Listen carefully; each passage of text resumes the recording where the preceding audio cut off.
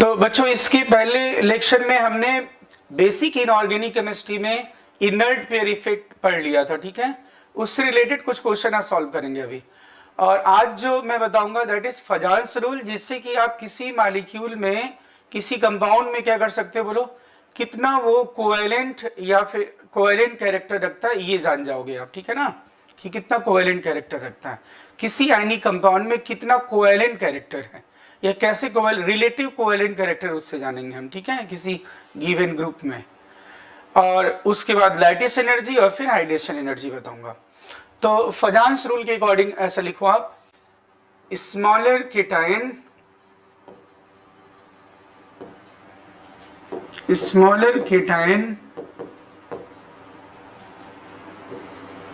and larger anion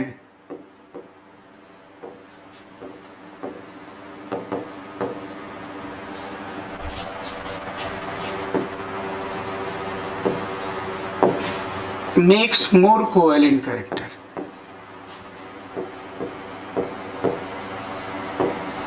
अब इसका opposite नहीं लिख देंगे कि भाई, तो फिर क्या होगा अगर लार्जर केटायन होगा और स्मॉलर एनायन होगा तो क्या होगा, तो ऑब्वियसली आयनिक होगा। ये सिर्फ मैं किसकी बात कर रहा हूं, बोलो। हाँ, एक याद रहेगा तो फिर जस्ट उसका ऑब्वियसली अब इसका अपोजिट होगा तो जान जाओगे, ठीक है ना। ये क्या होना चाहिए, smaller cation larger anion makes more covalent.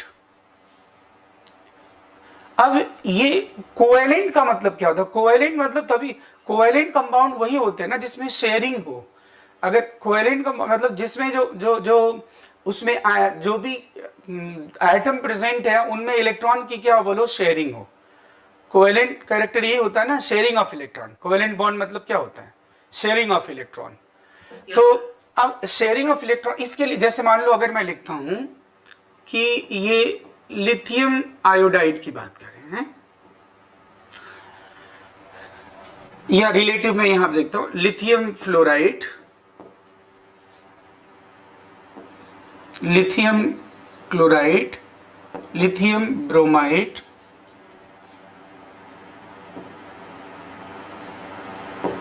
और लिथियम आयोडाइड। अब इसमें आपको बताना है कोवेलेंट कैरेक्टर या फिर आयनिक कैरेक्टर जो भी है। तो इसमें आप बोलो कैसे बताओगे, इसमें कीटाइन तो कॉमन है ना। हाँ। और मैंने क्या बोला है कि स्मॉलर कीटाइन एंड लार्जर एनायन ऐसा बोला है। तो अब इसमें क्या देखोगे, कीटाइन तो कॉमन है इसमें।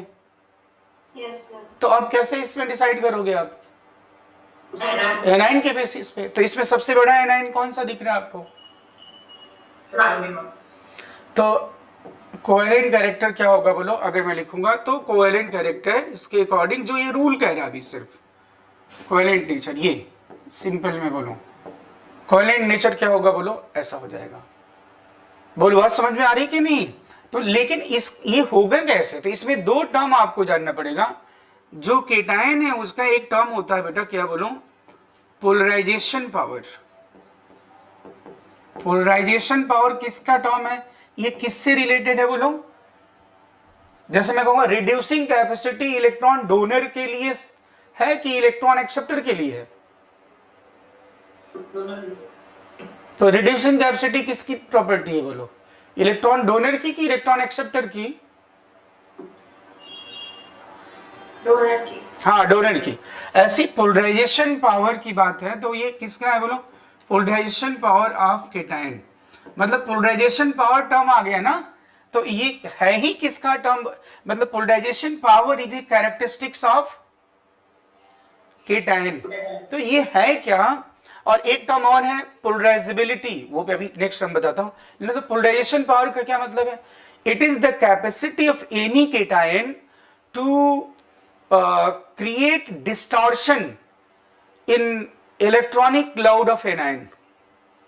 इलेक्ट्रॉनिक क्लाउड जो एनायन का है उसको अपनी तरफ क्या करना बोलो, खींचना, डिस्टॉर्शन करना मतलब ये।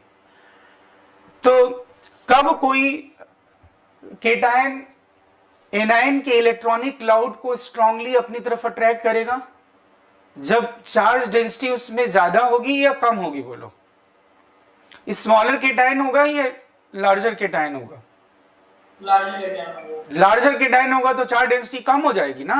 अगर मैं कहता हूं लिथियम प्लस या फिर caesium plus Na plus K plus, तो actually polarisation power of cation means क्या होगा, that is directly proportional to, मैं या फिर इनवर्सली प्रोपोर्शनल लिख दूंगा, साइज ऑफ केटायन,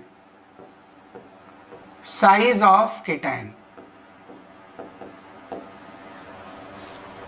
केटायन जितना छोटा होगा, तो मैं कभी भी चार्ज डेंसिटी कब ज्यादा होगी आप बताओ मुझे, चार्ज डेंसिटी तब ज्यादा होगी ना जब वो कम सरफेस एरिया पे चार्ज हो, और चार्ज डेंसिटी जितनी ज्यादा होगी तो फिर अपोजिट चार्ज को अट्रैक्ट करने की टेंडेंसी क्या होगी, ज्यादा होगी। आप इलेक्ट्रोनेगेटिविटी देखो, आपने इलेक्ट्रोनेगेटिविटी में क्या पढ़ा था, electronegativity is directly proportional to nuclear charge density.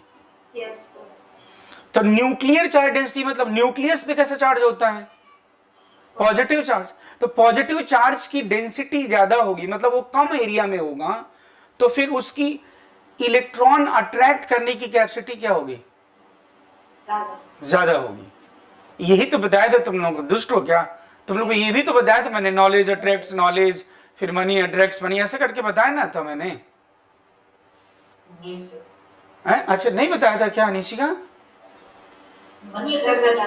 बताया था ना मैंने, ऑर्डर कैसे क्या बात कर रहे हो, मैंने बिल्कुल बताया था, पूरा ऐसे बोला था ना मैंने कि मैंने कहा नॉलेज अगर तुम्हारे पास एक लेवल तक का नॉलेज हो जाएगा तो फिर और ज्यादा अट्रैक्ट, ऐसे फिर मास अट्रैक्ट मास, ऐसे बोला था ना मैंने। तो डेंसिटी तुम खुद सोचो ना, अगर मैं पॉजिटिव चार्ज लेता हूं 10 unit coulomb, 10 coulomb positive unit, उसको हथेली इतना सरफेस एरिया पे, तो चार्ज डेंसिटी क्या होगी, ज्यादा होगी।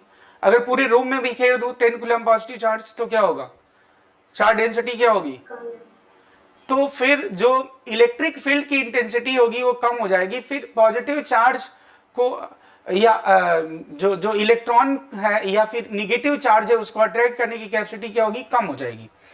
तो पोलराइजेशन पावर किस पे डिपेंड करता है बोलो, इनवर्सली प्रोपोर्शनल टू साइज।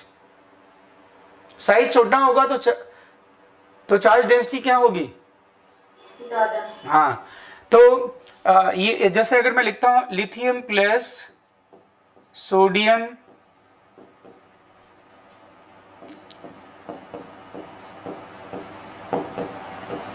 अब बोलो इसमें चार्ज डेंसिटी बोलो, सबसे ज्यादा चार्ज डेंसिटी किसमें होगा, लिथियम प्लस,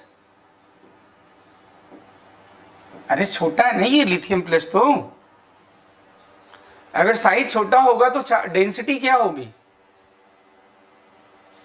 ज्यादा। तो यही तो ये पोलराइजेशन पावर ऑफ केटायन यही है क्या है बोलो, it is inversely proportional to size of cation बोल दो, या फिर आप क्या बोल दो, directly proportional to charge density. Charge density किसकी चार्ज डेंसिटी, जब केटायन की बात हो रही है तो किस चार्ज की बात होगी बताओ, अरे जब केटायन की बात हो रही है तो किस चार्ज की बात हो रही है, तो अंडरस्टूड है ना, वो तो पॉजिटिव की ही बात हो रही है ना बेटा। हाँ, तो आप ऐसा पहले इसका डिफिनेशन लिखो, it is the capacity of any cation, it is the capacity of any cation to create distortion, to create distortion in electronic cloud of anion. It is the capacity of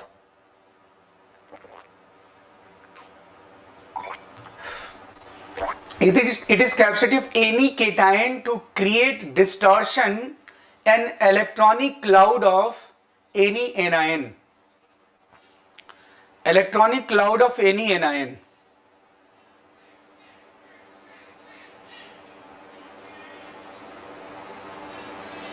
Yes, sir.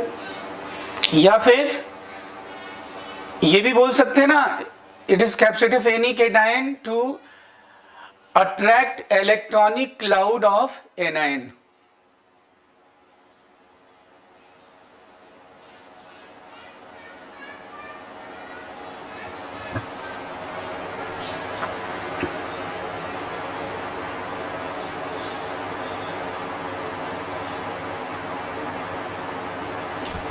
Polarisation power का मतलब समझे क्या?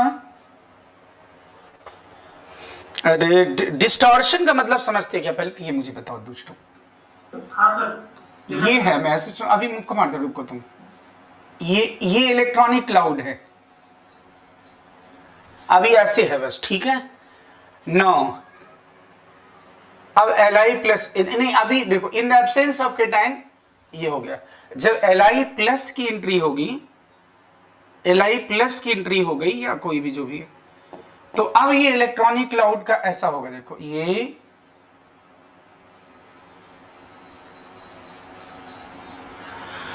मतलब electron किधर किधर attract हो गया बोलो। तो अब तुम कहोगे सर ने अभी डिस्टॉर्शन बोला था, उसका क्या मतलब? ये डिस्टॉर्शन है, इट इज डिस्टॉर्शन, मैंने लिखा है ना, इट इज कैपेसिटिव। तो मैं कह रहा हूं इस लिथियम की जगह में सोडियम, पोटेशियम, रुबिडियम, सीजियम तो कुछ भी भेजूं, तो ये जो डिस्टॉर्शन है वो सबसे ज्यादा इसके इलेक्ट्रॉनिक क्लाउड में डिस्टॉर्शन, मतलब जो न्यूक्लियस है और उसके चारों तरफ ऐसे इलेक्ट्रॉन है, उसका उस इलेक्ट्रॉन में डिस्टॉर्शन या उसको अपनी तरफ कौन अट्रैक्ट कर पाएगा ज्यादा? जो सबसे छोटा केटायन होगा। क्या होगा? Smaller cation. बोलो, क्योंकि स्मॉलर केटायन की चार्ज डेंसिटी क्या है बोलो? ज्यादा है। चार्ज डेंसिटी ज्यादा मतलब पोलराइजेशन पावर ज्यादा होना, ठीक है ना। तो मेक क्रिएट डिस्टॉर्शन मतलब in the absence of this, in the absence of cation this. बोलो, समझ पा रहे हो क्या? बोलो, हेलो हेलो। Yes sir. हाँ ठीक है। तो अब ये हो गया। अब एक और टर्म है दैट इज, तो ये तो मैंने देखो क्या किया, अभी जो मैंने बताया हुआ है उसमें सिर्फ मैं केटाइन की बात कर रहा हूं। तो अब मैं अभी एनाइन की बात फिक्स कर दूं, एनाइन की जो पोलराइजेबिलिटी है उसकी बात फिक्स कर दो। तो अगर मैं यहाँ पे आयनिक कैरेक्टर की बात, कोवेलेंट कैरेक्टर की बात करूं से, क्योंकि केटाइन की केवल बात हुई है, मैं LiX NaX,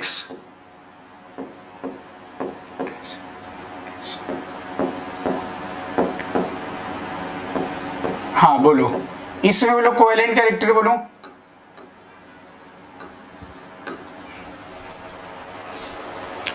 तो कोवेलेंट कैरेक्टर क्या होगा फटाक से बोलो।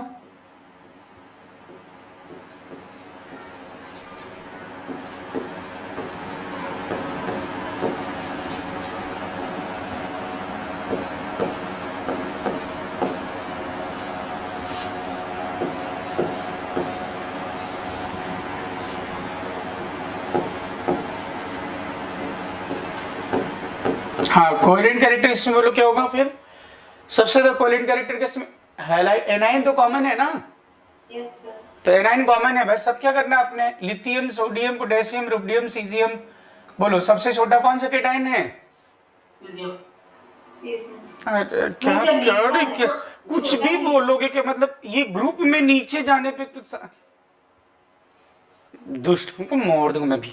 बेरिलियम, अब बोलिए, beryllium, magnesium, calcium, strontium, barium. Beryllium, magnesium, calcium, strontium, barium, जानते हो ना ग्रुप में नीचे जाने पे साइज क्या होगा? एक एक सेल। हाँ, तो अभी तो मैंने एनाइन फिक्स किया होगा ना, इसमें एनाइन कौन सा है? Carbonate carbonate carbonate. बेरिलियम सबसे छोटा, फिर बड़ा, फिर बड़ा, फिर बड़ा। अब बोलो सबसे, तो मैंने ये तो लिखा smaller cation, larger A9. Larger A9 क्या? अब एनाइन की बात ही मत करो, एनाइन तो कॉमन कर दिया ना मैंने, एनाइन तो कॉमन है ना यार सब में। तो सबसे ज्यादा जिसमें छोटा केटाइन होगा उसका कोवेलेंट कैरेक्टर क्या होगा बोलो? ज्यादा होगा। ऐसे मैं यहाँ पे लिख दूं बेरिलियम सल्फेट, बेरिलियम मैग्नीशियम। अब क्या बार बार एक ही चीज, क्या मतलब? बेरिलियम मैग्नीशियम सल्फेट, फिर ये हो गया आपका कैल्शियम सल्फेट, और फिर ये स्ट्रांसियम सल्फेट। अब बोलो क्या होगा भाई? बेरिलियम, ये क्या कुछ बात पता चल रही कि नहीं आप लोगों को? बोलो,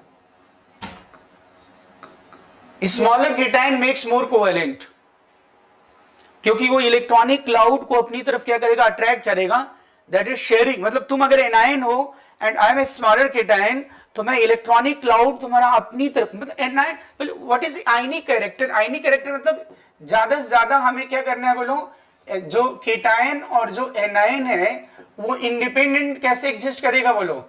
ऐसा इस फॉर्म में केटायन, ये जो केटायन है C प्लस की तरह एनायन A माइनस, और इनके बीच में कैसा फोर्स होना चाहिए, कोलम्बिक, ऐसा होता है आयनिक वाला नेचर। क्या होता है बोलो, आयनिक नेचर। लेकिन इसी में अगर क्या होगा, जो केटायन है वो स्मॉलर है, तो ये इस तरह से कोलम्बिक फोर्स नहीं रहेगा, इसमें फिर ये इलेक्ट्रॉनिक क्लाउड को अपनी तरफ क्या करेगा बोलो, अट्रैक्ट करने लगेगा इलेक्ट्रॉनिक क्लाउड को, and there will be sharing tendency. क्या हो जाएगी बोलो, और तुम बताओ अगर शेयरिंग होता, शेयरिंग से कौन सा बॉन्ड बनता है, कोवेलेंट बॉन्ड ही बनता है ना। Yes sir. हाँ, इसलिए ऐसा हो जाएगा। ठीक है, डन है ये केटायन एनायन, मतलब ये अभी केटायन के रिस्पेक्ट में बताया मैंने। अब हम बात करें, पहले नोट करो दोस्तों जल्दी से। Done sir.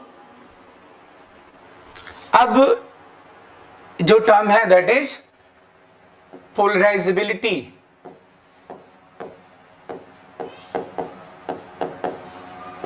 ये जो पोलराइजेबिलिटी होती है ना, ये किसकी होती है, polarisability of anion. Polarisability of anion, ये किसकी प्रॉपर्टी है, एनायन की प्रॉपर्टी है।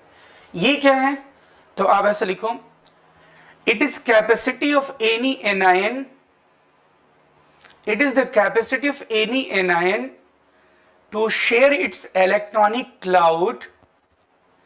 It is capacity of any anion to share its electronic cloud, to share its electronic cloud with cation.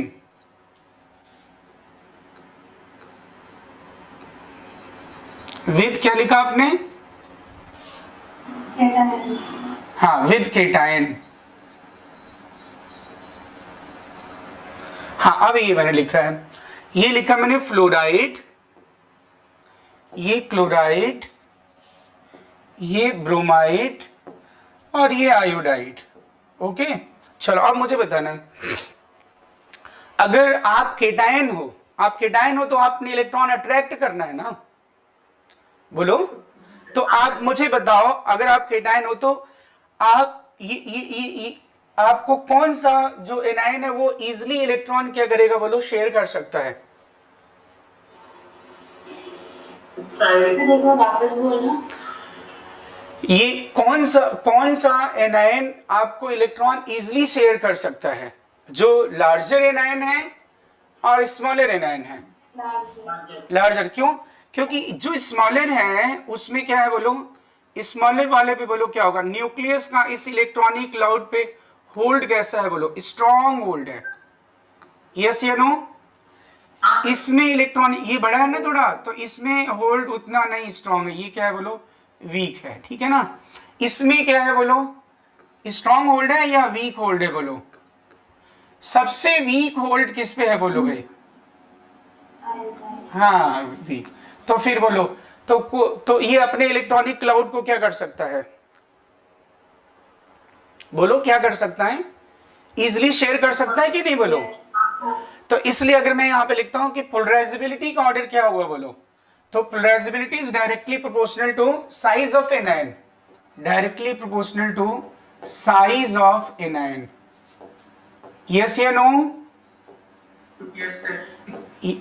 किसी को इसमें डाउट है? तो दो टर्म पता चला आपको, पोलराइजेबिलिटी और पोलराइजेशन पावर। ये दोनों टर्म कब ज्यादा होते हैं, पोलराइजेशन पावर केटाइन की प्रॉपर्टी है, वो कब ज्यादा होगी, जब केटाइन स्मॉलर होगा। अब पोलराइजेबिलिटी कब ज्यादा होगी, इलेक्ट्रॉन शेयर करने की टेंडेंसी है जब एनायन क्या होगा बोलो, बड़ा होगा। एनायन बड़ा होगा तो न्यूक्लियस का इलेक्ट्रॉनिक क्लाउड पे होल्ड क्या होगा बोलो, वीकर होगा। बोलो यस या नो। हाँ, ये नोट कर लो। अब जैसे मान लो मैं इसमें बोलूं कि सोडियम फ्लोराइड, सोडियम फ्लोराइड की तो खैर बात ही नहीं करते, NaX पोटेशियम रोडियम।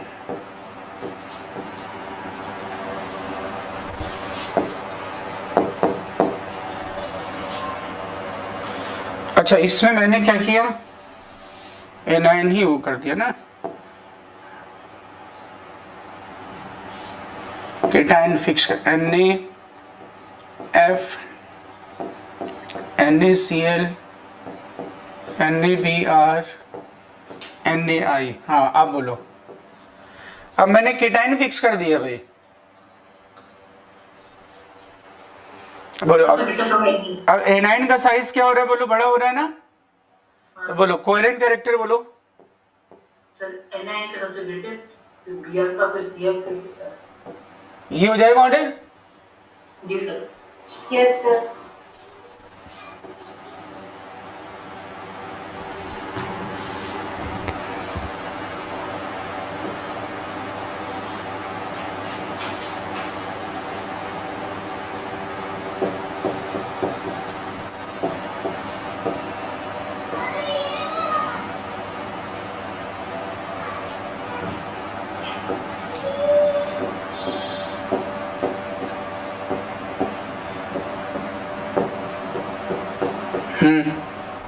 इसमें भी सेम हो जाएगा ये। जी सर। तो as the size of anion increases covalent character increases. बोलो, बात समझ में आ गई क्या? हाँ सर। तो smaller cation and larger A9 makes more covalent. Yes. Okay done है, नोट कर लिया? हाँ सर। नोट कर लिया ना, ठीक है। अब बात करेंगे हम, क्या बोलो, लैटिस एनर्जी। थर्ड टर्म जो है अपना क्या है बोलो, लैटिस एनर्जी। लैटिस एनर्जी सुना आपने, बोलो लैटिस एनर्जी, यस सर। जिसे हम U से रिप्रेजेंट करते हैं। और ये देखा जाए तो कुछ नहीं है बोलो, आप इसे दो तरह से बोल सकते हो। एक मोल लैटिस के फॉर्मेशन में जितनी एनर्जी क्या हो बोलो रिलीज हो, या इसका जस्ट अपोजिट बोल सकते हो, एक मोल लैटिस को ब्रेक करने के लिए जितनी एनर्जी क्या है बोलो रिक्वायर्ड है। ठीक है ना? तो अब लैटिस की बात हो रही है तो ऑब्वियसली केटायन एनायन वाली बात होगी, मतलब लैटिस, यहाँ पे आयनिक लैटिस की बात हो रही है, क्योंकि ये U जो होगा ना, U का जो ये कैलकुलेट करोगे, ये बिल्कुल ही वैसी है जो पोटेंशियल एनर्जी आप निकालते हो इलेक्ट्रोस्टैट में। पोटेंशियल एनर्जी कैसे निकालते हो? फोर्स इंटू डिस्टेंस करते हो ना, अरे Q1 Q2 पर R स्क्वायर इंटू R। हाँ सर। तो क्या आता है, Q1 Q2 पर R आ जाता है कि नहीं बोलो? जी सर। तो ये होता है माइनस, ये लिख दो QC इंटू QA। नहीं, पोटेंशियल एनर्जी को उसमें कैसे डिफाइन करते हो आप बोलो? वन मोल यूनिट चार्ज को इनफाइनाइट, पॉइंट चार्ज को इनफाइनाइट डिस्टेंस से यस सर, उसको बाहर ले जाने एक फाइनाइट डिस्टेंस पे जो वर्क करना पड़ता है उसे, उसी को कहते हैं ना पोटेंशियल एनर्जी। आप जो भी डिफाइन करते हो, RC, ये हो जाएगा RC प्लस RA। यहाँ पे QC मतलब क्या होगा बोलो? QC means charge on cation. हाँ, charge on cation, charge on cation. तो जैसे मान लो अगर मैं NaCl की लैटिस की बात कर रहा हूं ना, तो एक मोल Na प्लस एक मोल Cl माइनस को एक फाइनाइट डिस्टेंस, इनफाइनाइट डिस्टेंस से फाइनाइट डिस्टेंस पे लाने के लिए जितना वर्क करना होगा, दैट इज लैटिस एनर्जी। और वो वर्क जो होगा वो वर्क एनर्जी के फॉर्म में रिलीज होगा एक्चुअली, क्योंकि प्लस Q और माइनस Q पास में आएंगे तो अट्रैक्शन होगा, अट्रैक्शन से एनर्जी क्या होगी, अट्रैक्शन से एनर्जी क्या होगी, रिलीज होगी कि रिलीज होती है ना बोलो? Yes sir. Attraction always minimise the energy of the system ना, यस सर। रिपल्सन हमेशा क्या करता है बोलो, maximise the energy of the system. ये चार्ज ऑन क्या हो गया बेटा, एनायन, ये हो गया चार्ज ऑन एनायन। और ये RC RA मतलब नीचे क्या बोलो, समझ गए ना? R क्या डिनोट करता है बोलो, रेडियस। तो अब ये क्या है, radius of ions, radius of ion, अब वो केटायन एनायन जो भी है, ठीक है ना? तो ये लैटिस एनर्जी का ये फार्मूला हो गया। ऐसे के तो कांस्टेंट वाला है, के तो कांस्टेंट है, वो तो के होता है ना उसमें, जानते ही हो।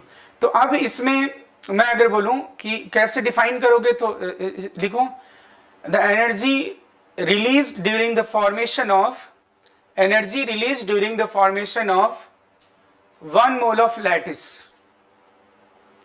energy released during the formation of 1 mole ionic lattice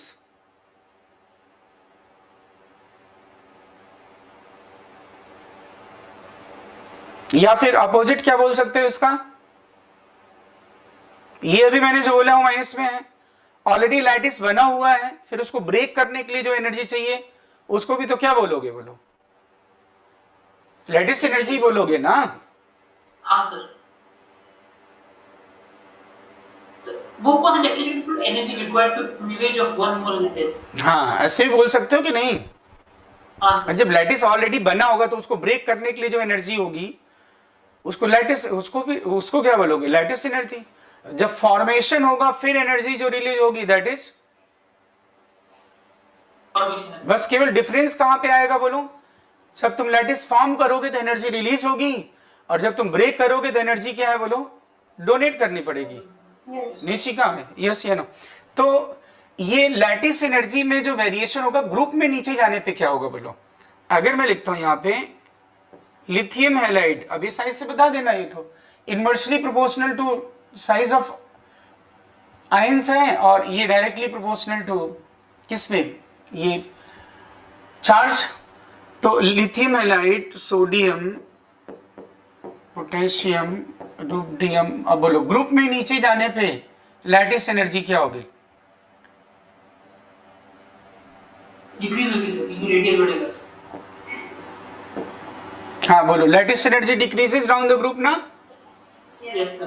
तो ऐसा लिखो lattice energy decreases down the group, lattice energy decreases down the group.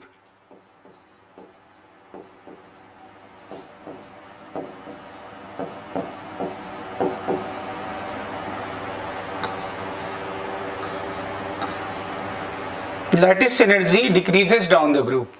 लेकिन ये चीजें तब रहती है, जनरली ऐसा होगा, लेकिन कई केस में ऐसा नहीं होगा। Lattice energy decreases down the group, इसमें कोई बात नहीं है ना, इसमें कोई दिक्कत नहीं है ना बेटा, ठीक है। लेकिन कई केसेस में लैटिस एनर्जी कांस्टेंट हो जाएगा, लेकिन वो चलो हम बाद में भी देखते हैं अभी। लेकिन पहले मुझे बताओ, अब लैटिस एनर्जी जितनी ज्यादा होगी, डोंट यू थिंक किसी भी कंपाउंड, आयनिक कंपाउंड की जो थर्मल स्टेबिलिटी होगी, थर्मल स्टेबिलिटी या मेल्टिंग पॉइंट, वो मेल्टिंग पॉइंट भी या थर्मल स्टेबिलिटी भी लैटिस एनर्जी से डिफाइन होगा कि नहीं। किसी लैटिस को फॉर्मेशन करने में जितनी ज्यादा एनर्जी रिलीज होगी, इसका मतलब वो लैटिस क्या बना है, स्टेबल लैटिस बना है या अनस्टेबल लैटिस बना है, Stable. स्टेबल। या मैं कहता हूं किसी लैटिस को ब्रेक करने के लिए ज्यादा एनर्जी देनी पड़ रही है, मोर थर्मल एनर्जी, मींस उसका मेल्टिंग पॉइंट क्या है बोलो, इसका मतलब अनस्टेबल है उसका, इसका मतलब वो स्टेबल है और मेल्टिंग पॉइंट उसका क्या है बोलो, ज्यादा है। तो लैटिस एनर्जी का मैग्नीट्यूड और मेल्टिंग पॉइंट और थर्मल स्टेबिलिटी कैसे रिलेटेड हुए एक दूसरे से। Directly. तो आप ऐसा लिखिए, ऐसा लिखिए, थर्मल स्टेबिलिटी और मेल्टिंग पॉइंट, थर्मल स्टेबिलिटी और melting point is directly proportional to lattice energy, magnitude of lattice energy. Thermal stability or melting point is directly proportional to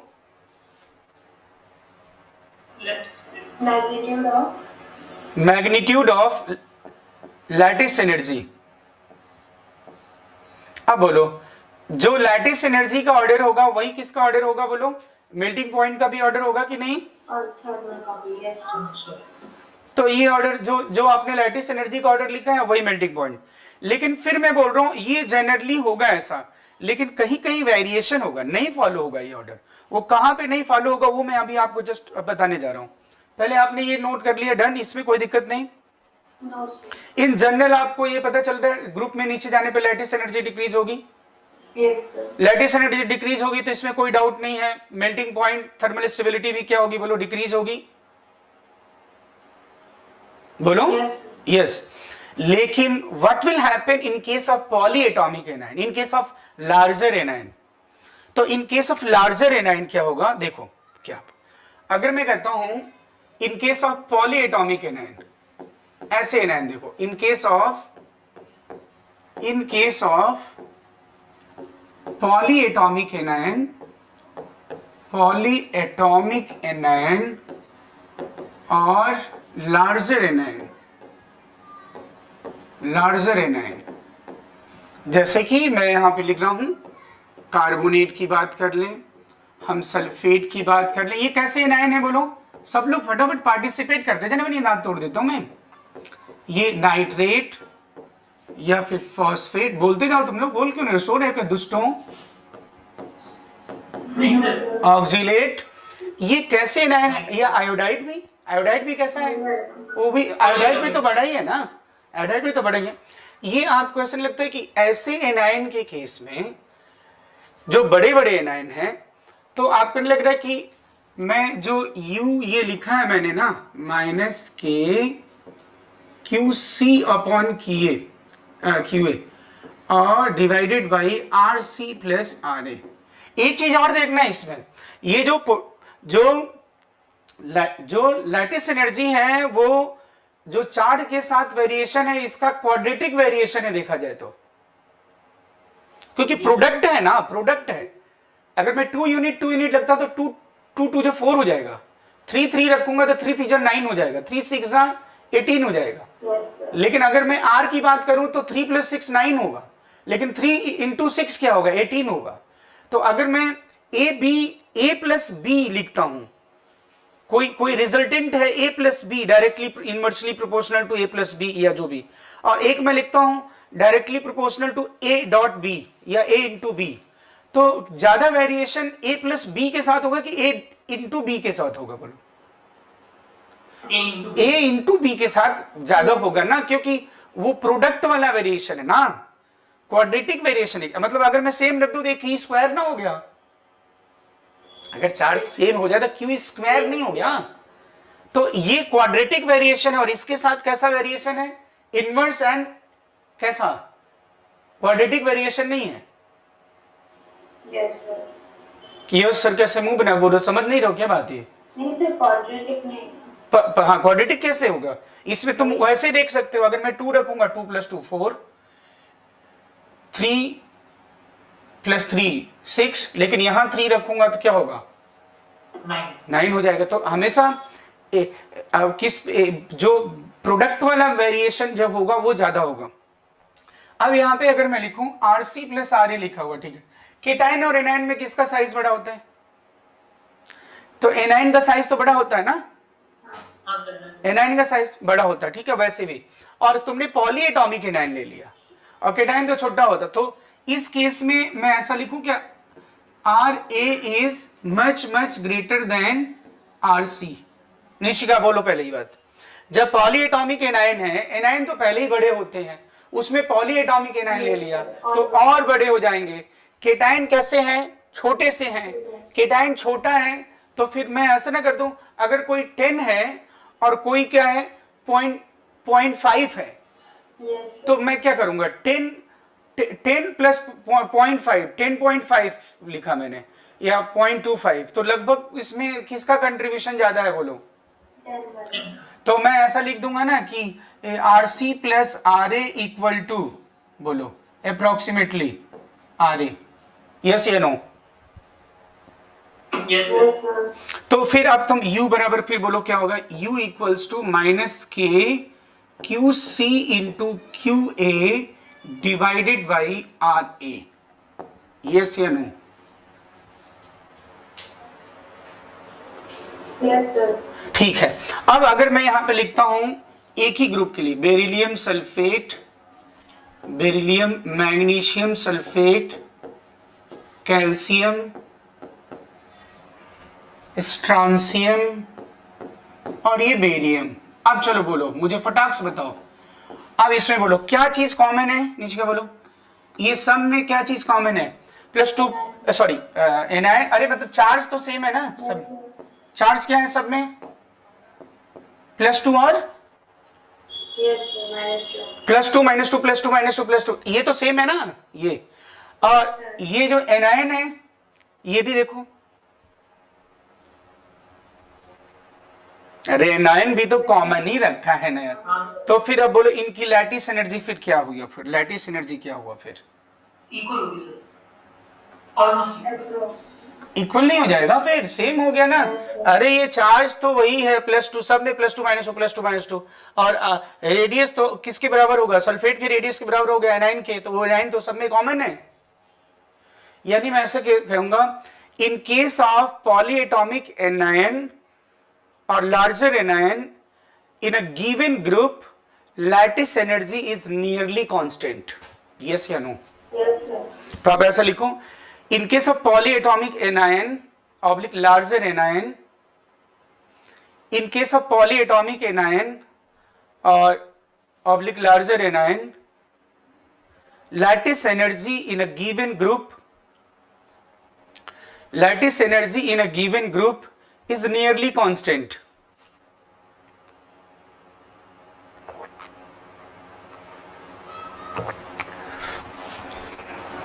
Lattice energy in a given group is nearly constant.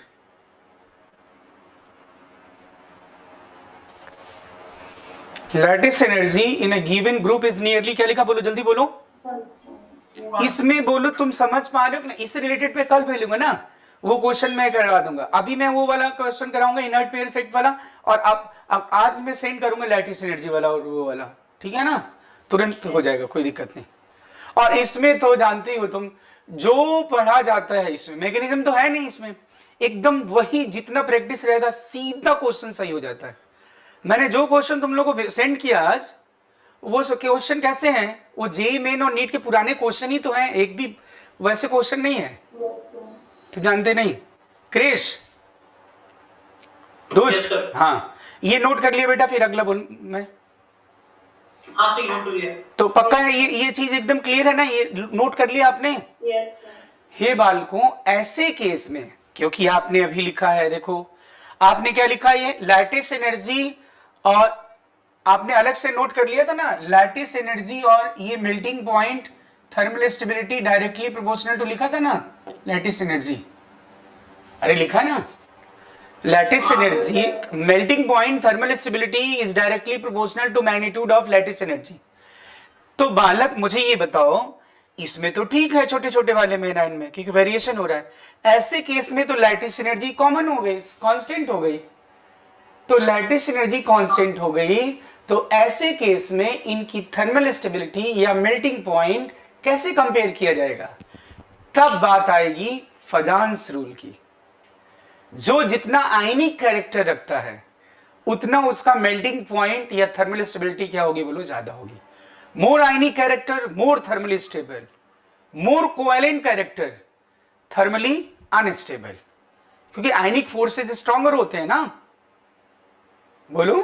Yes, sir. हाँ, तो फिर इस ऐसे case में फिर हम thermal stability कैसे compare करेंगे? तो ऐसा लिखो, if lattice energy in a given group is constant, if lattice energy in a given group are nearly constant, lattice energy in a given group is nearly constant, then thermal stability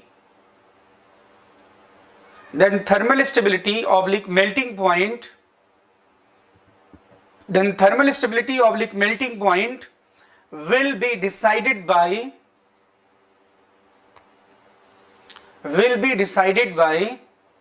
Fajans And thermal stability oblique melting point. Thermal stability oblique melting point will be decided by Fajans rule. Will be decided by Fajans rule. Yes, sir. More ionic character, more thermally stable. More ionic character, more thermally stable. अब ऐसा भी बोल दो, more covalent less thermally stable, ऐसा बोलो, क्या हो गया ना? मोर नहीं, लिख लो, more ionic character more thermally stable,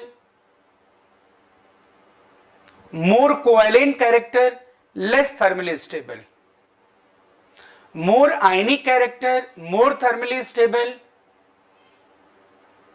more covalent character less thermally stable.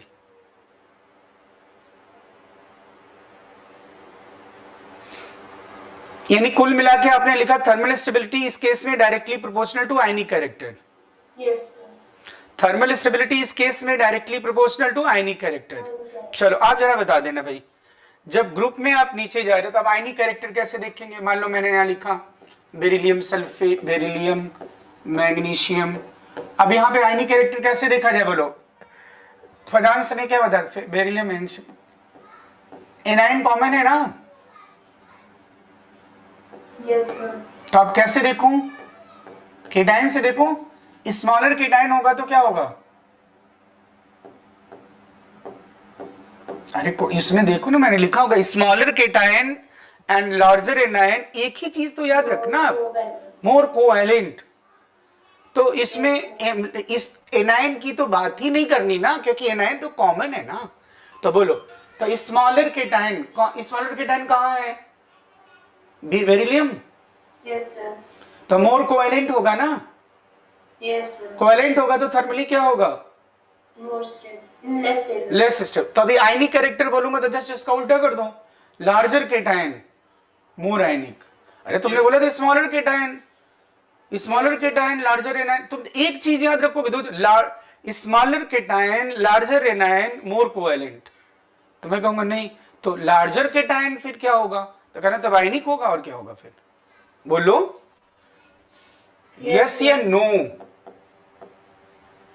आयनिक कैरेक्टर और मेल्टिंग पॉइंट, इन दोनों का ऑर्डर बोलो यही होगा कि नहीं? इसमें क्या आपको डाउट है? बोलो, जल्दी से बोलो। अरे मतलब बोल भी तो दुष्ट हूं कि नहीं समझे तुम लोग? समझ गए sir. अच्छा पक्की बात है ना, ठीक है। ये देखो, तो ये भी ऑर्डर हो जाएगा सेम, CO3 और ये बेरियम कार्बोनेट, ठीक है। तो अब मैं क्वेश्चन करा देता हूँ। तो बच्चों लैटिस एनर्जी ही आज बता रहा हूँ। नेक्स्ट लेक्चर में हाइड्रेशन एनर्जी और कुछ और बेसिक कॉन्सेप्ट इनऑर्गेनिक से रिलेटेड करेंगे। तो आज के लिए बस इतना ही। Okay, thank you, bye bye.